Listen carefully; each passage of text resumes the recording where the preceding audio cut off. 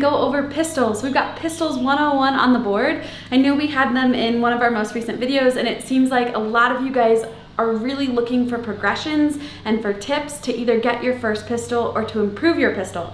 So Pat, who I called the Pistol King in our last video, he's gonna help us, and we're gonna go through some stuff today to improve your pistols or hopefully help you get your first one. So on the agenda, we kind of have it written on the board, but we're gonna go through a warm-up. Warm-up with pistols is key. You wanna make sure that your ankles are ready, your quads are ready, your hips, your knees, everything, and you don't wanna dive into this cold.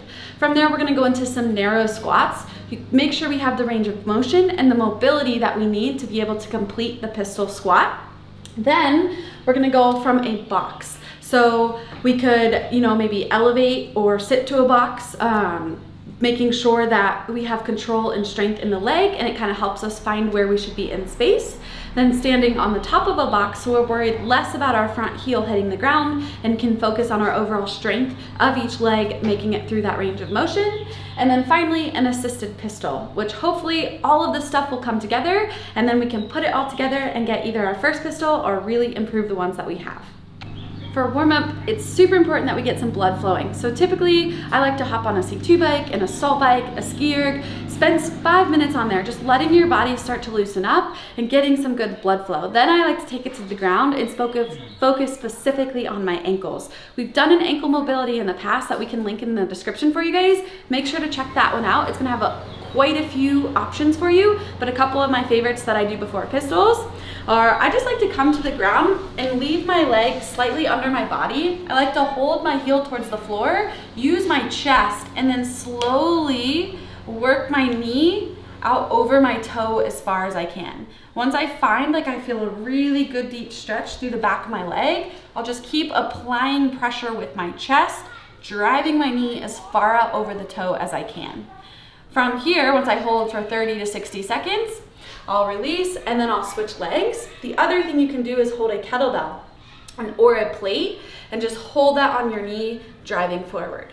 From there, once I've done each leg and ankle individually, I'll spend some time in the bottom of my squat.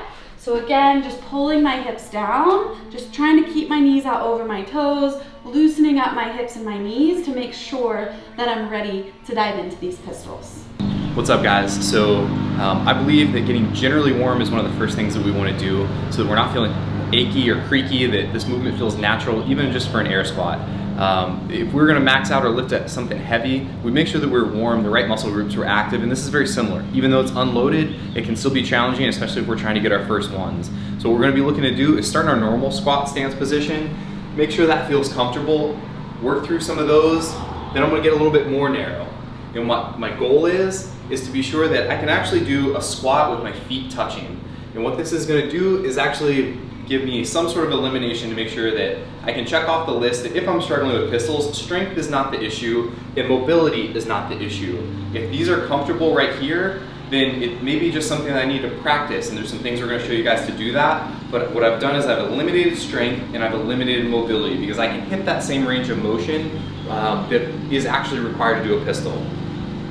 So once you guys have done a couple narrow squats, kind of the next thing that we're going to phase in is twofold. One, being sure that what I'm avoiding is rocking around on my foot. I want to create a nice solid base, just like I would with anything else that I'm doing.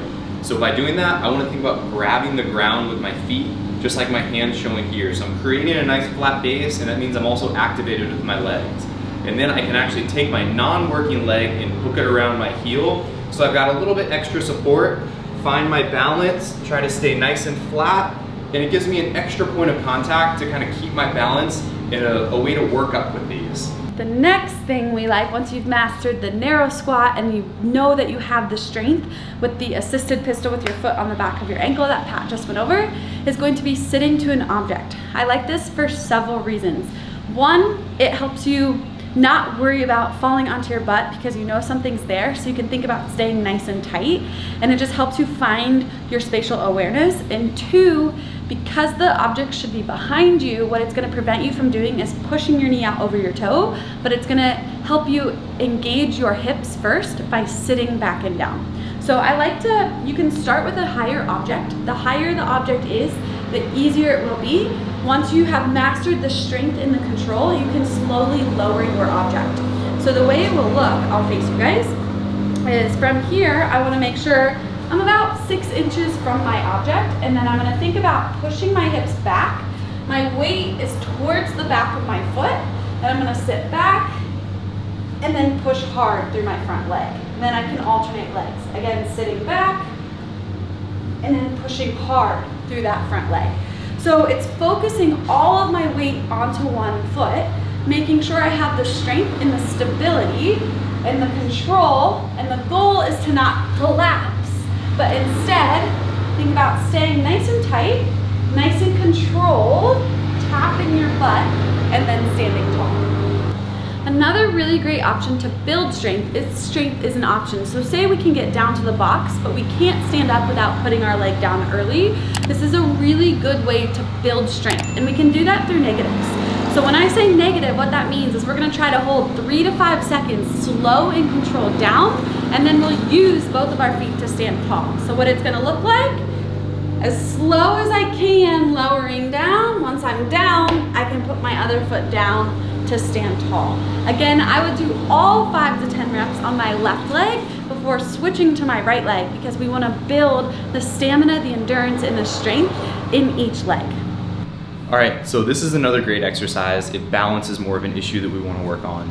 So if we've got the strength, or maybe want to improve on that and take the balance portion out, we can actually use a box to help us with this. So from the top, my working leg's going to be on the edge, my non-working leg's going to be hanging off. And from this position, I can work on my strength of my pistol without having to worry about my non-working leg touching the ground, and it gives me a little bit more flexibility. So I can practice strengthening this position without the worry of balance. And the more comfortable I get, I can still raise that leg, but if I get a little uncomfortable and bring it down, it hasn't disrupted what I'm trying to do, and that's strengthen my working leg. All right, the assisted pistol. So if we have the strength in our legs, but maybe we feel like our ankle mobility is suffering, so that's preventing us from getting low enough, what we could do is put our heel on a plate. When I say a plate, keep it at a 10-pound plate or 15-pound plate. We don't want to be using a 25-pound plate, definitely not a 45-pound plate. We want something very, very small. So I have a 10-pound plate here. From there, I'm just gonna put my ankle on the plate. It's gonna act almost as a lifting shoe to give me a little bit of extra range of motion in my hips and my ankles. So from here, I can push myself back and down and then stand tall. It also is going to give me just that little extra if I need to work on my hip flexors and being able to support that leg off of the ground. So again, ankle is on the plate, and I'm just sitting back and down, focusing on my control. Another good option is, say that you do have the ankle mobility, but for some reason you're falling backwards or you're not able to make it out of the hole, you can counterbalance yourself by holding a plate out in front. This was one of my favorite ways to learn, so I'm going to think about holding this plate out in front. I'm not using it as a weight to make this harder, but instead it's going to help pull me forwards, so as I sit back, it helps keep me forwards. What this can do, using the plate, is a lot of us tend, when we do our pistols, to want to sit forwards into our toe, and then we try to sit back, so we can't find our balance. By holding the plate out in front, it a lot of times takes the fear out of it for us to help us be able to sit back, because that plate is going to counterbalance our body, and so we don't feel like we're going to go falling backwards onto our butts. A couple more tips when you do get to the practicing your regular pistol is we want to make sure that we're thinking about grabbing the floor with your feet. So we have 3 points of contact. We have our big toe, our pinky toe, and our heel, and you're almost trying to grab the floor with your big toe to create a nice sturdy foundation for you to push off of out of the bottom of your pistol squat. The next thing is going to be making sure that we don't lead with our knees, and we lead by pushing our hips back and down, acting like we're sitting to an object behind us. So your hips should be going over your heel.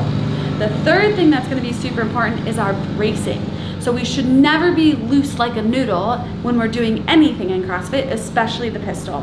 You're going to want to treat it just like you're doing a back squat, or when you have weight on your back and you take a big breath into your lower belly and you brace everything nice and tight, so that way your body is tight and it's controlled and everything's moving and working together, and that will help you get out of the bottom of your pistol easier. So Pat's going to start. He's going to make sure that he has this really great foundation, keeping his big toe glued to the floor, his pinky toe, and his heel. From here, he's gonna focus on pushing his hips back and down, sitting back with his hips over his heels. He's also making sure that he's braced nice and tight, so everything is squeezed tight when he's doing this pistol. What a not good rep would look like is when Pat goes to go forward, you're gonna notice his knee comes forward first, which makes it hard to get below parallel. So he can't get any lower because his knee's too far out over his toe. The next piece, we wanna make sure that his knee is not caving in, because that's gonna put a lot of pressure on the knee and be very uncomfortable. We wanna think about his knee always tracking over his big toe and his chest staying as tall as he can while he's doing this pistol. All right guys, so these are a super fun movement and they do take practice. It's a skill as much as it is anything else, and practice them with good form so that they are something that lasts. Don't try to learn them in a workout. If you have to scale the workouts, practice them outside of that to where it's a lasting movement for you. We hope you guys have enjoyed this and found this useful and helpful. It's a beautiful day here in Columbus, Ohio, so it's a great day to work out, but if you're all of our neighbors, they're all out cutting their lawns too. So hopefully you guys were able to pick up what you needed and the lawnmowers in the background weren't too distracting. We love bringing you guys this content. If there's any questions you have, please comment below. Make sure to like this video if you like the teaching tutorials so we can continue to bring you handstand walking, muscle ups, all of the above, and make sure to check out that ankle mobility video. There's some great stretches and warm-up tips in there that will transfer to this pistol practice and your pistol progressions as well. Have a great day guys, and we look forward to seeing you soon.